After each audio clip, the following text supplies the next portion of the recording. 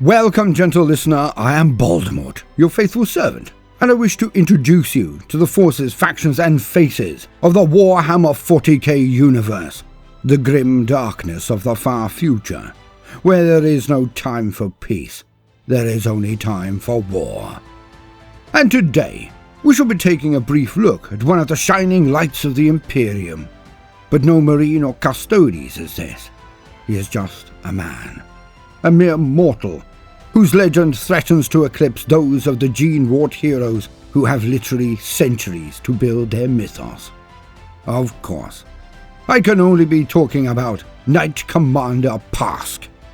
Now do please bear with me. August is one of the few times of the year where I take things slightly lighter, so please enjoy what I can muster at the present, knowing that the better material will be coming back in September and onwards. Your patience, as always, is appreciated, but even a floating ball needs to break every now and again. And so, as usual, for the very basics, let us lean on existing wisdom. To quote, Knight Commander Pask, Cadia's armoured blade. Knight Commander Pask is Cadia's best-known tank ace, and his grizzled visage has graced propaganda bills across the Cadia Gate for decades. Yet it is on the field of battle, amid the fires of war and the snarl of engines, that Pask is truly at home. Possessing an instinctive nous for armoured combat of any scale, Pask claims to feel the tank he commands as an extension of his own body, and has left the wreckage of foes uncounted blazing in his wake.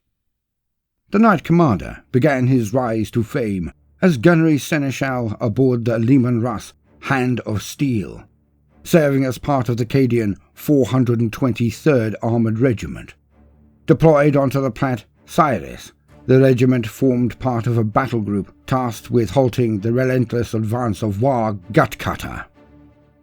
At the Battle of Genna's Rift, the 423rd found themselves directly in the path of Gutcutter's final, massive armoured push. As the two lines of war machines crashed together, a lumbering orc battle fortress ground its way over the Hand of Steel, crushing the tank's turret and command officer in the process. Swiftly taking command of the battered vehicle, Pask had the driver swing around and, drawing a bead on the orc war engine still grinding through the Cadian lines, executed it with a single pinpoint blast of las cannon fire. The battle fortress went up like a St. Vanus Day fireworks, and, as its flaming wreckage rained from the sky, Pask went on to rally the Cadian counterattack, claiming a further 14 confirmed armoured kills before the battle's end. On the planet of Haetor's Hole, the Hand of Steel was wrecked by the last survivor of a squadron of Eldar fire prisms, though not before Pask's Leman Russ had cut its killer in half with its last dying salvo. Declining the honour of commanding one of his regiment's mighty Baneblades, Pask instead chose to demonstrate his solidarity with the tankers of the 423rd. Claiming another Leman Russ as his new steed, Pask renamed her the Hand of Steel.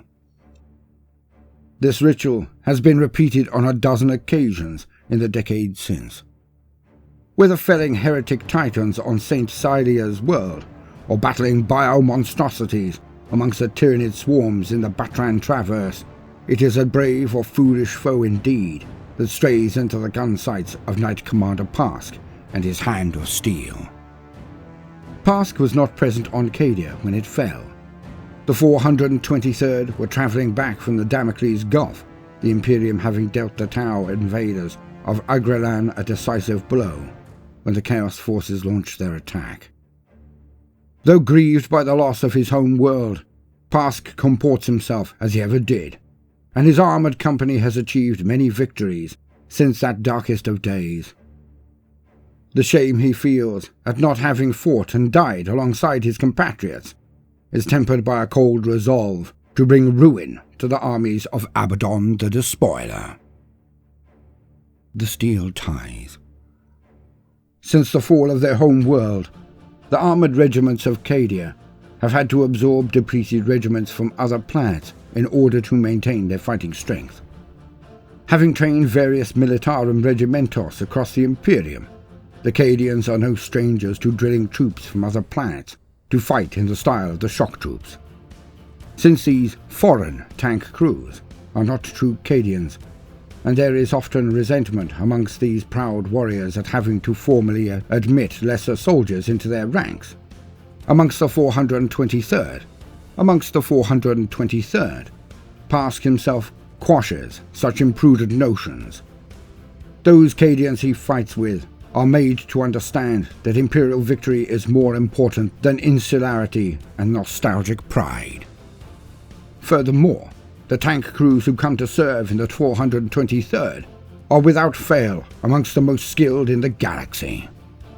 Rather than petitioning new recruits from the Departamento Militarum, Pask evaluates the skills of the crewmen from other regiments he fights alongside.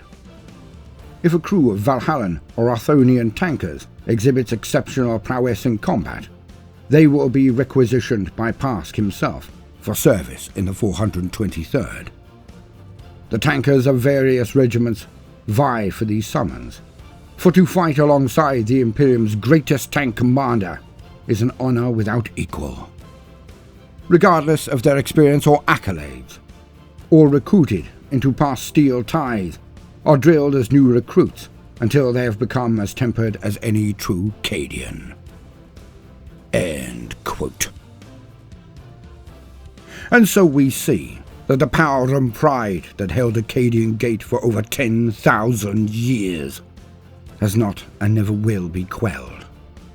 For the Cadian forces that were out in the greater Imperium, facing off against enemies across the length and breadth of the galaxy, will endure. Their fighting spirit and way of war lives on across 100 worlds, who have taken up their teachings across the many regiments that still fly the colours of Cadia. And in a very real sense indeed, Cadia still stands. I have been Voldemort, your faithful servant. I hope you have enjoyed this brief introduction to Knight Commander Pask. Now we have a second channel, GK Natural History, and affiliate links in the description. So when you buy figures through them, then I gain the funds to buy some myself. Yay! Thank you for your precious time. Now, no matter what you do today, do try to make some time for fun. Toodaloo.